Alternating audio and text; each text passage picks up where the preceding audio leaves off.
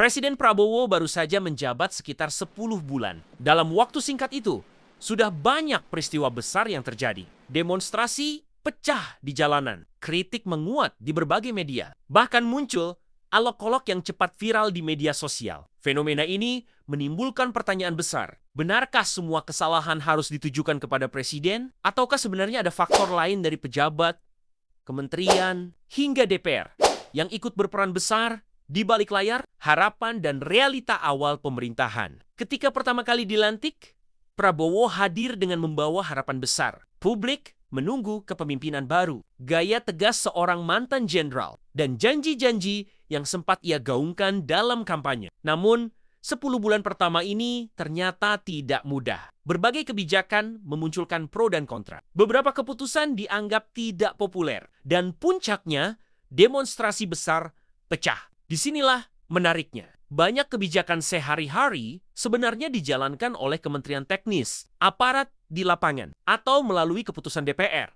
Tetapi wajah presiden selalu menjadi simbol utama. Akibatnya, ketika ada masalah, nama presidenlah yang lebih dulu disebut. Meski prosesnya panjang dan melibatkan banyak pihak. Demo terbaru dan pola yang terulang. Contoh paling jelas adalah demo kemarin. Ribuan massa turun ke jalan, menyoroti kebijakan pemerintah, dan hampir semua tuntutan diarahkan ke presiden. Padahal, sebagian isu yang diperdebatkan justru lahir dari keputusan menteri atau undang-undang yang disahkan DPR. Kalau kita lihat sejarah, pola ini selalu berulang. Dari era Soekarno, Soeharto, Habibie, hingga Jokowi, presiden selalu jadi target utama demo. Itu karena presiden adalah simbol kekuasaan tertinggi, meski akar masalah seringkali lebih teknis. Jadi, fenomena yang dialami Prabowo sebenarnya bukan hal baru, melainkan tradisi politik yang sudah lama ada di Indonesia. Mengapa presiden jadi kambing hitam? Alasannya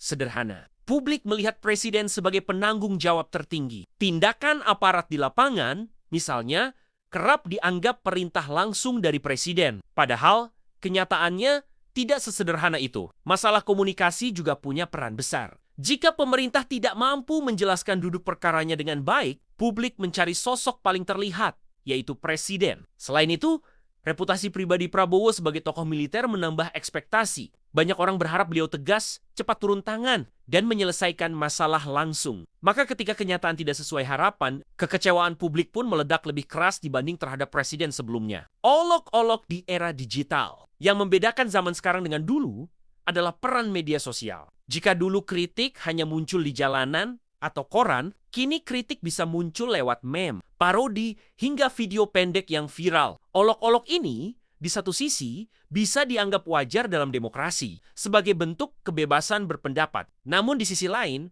jika dibiarkan terus berkembang, ia bisa membentuk citra negatif yang sangat merugikan. Bayangkan, konferensi pers panjang bisa kalah pengaruhnya dibanding satu meme lucu yang beredar di WhatsApp atau TikTok. Persepsi publik lebih cepat dibentuk oleh humor, meski tidak selalu mencerminkan fakta sebenarnya. Pejabat, menteri, dan DPR, peran yang terlupakan. Kalau kita mau jujur, tidak adil jika semua sorotan hanya diarahkan ke presiden. Menteri, aparat, bahkan DPR punya tanggung jawab yang sama besarnya. Menteri mengatur teknis di lapangan, aparat menjalankan instruksi langsung, dan DPR mengesahkan undang-undang, serta anggaran yang berpengaruh pada kehidupan rakyat. Tapi sayangnya, wajah mereka tidak sepopuler presiden. Nama mereka jarang jadi headline, foto mereka jarang terpampang di media. Akibatnya, meskipun keputusan yang tidak populer berasal dari pejabat atau DPR, publik tetap lebih suka menyalahkan presiden. Karena presidenlah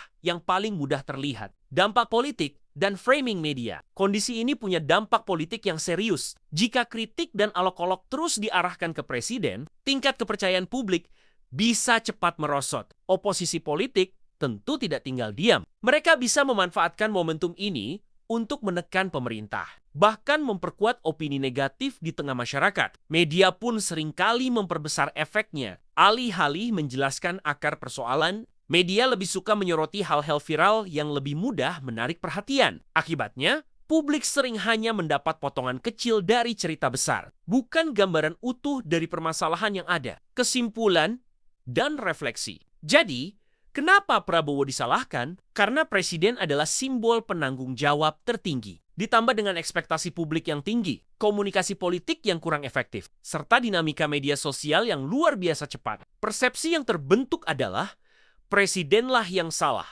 Padahal, realitasnya jauh lebih kompleks, melibatkan menteri, aparat, hingga DPR. Penutup, call to action. Kiring, pertanyaan pentingnya, adilkah jika semua kesalahan selalu dibebankan pada presiden? Atau sudah saatnya kita sebagai rakyat lebih kritis melihat siapa sebenarnya yang terlibat dalam setiap kebijakan mulai dari pejabat teknis, menteri, hingga DPR? Tulis pendapatmu di kolom komentar. Jangan lupa tekan tombol like dan subscribe agar tidak ketinggalan analisis menarik berikutnya.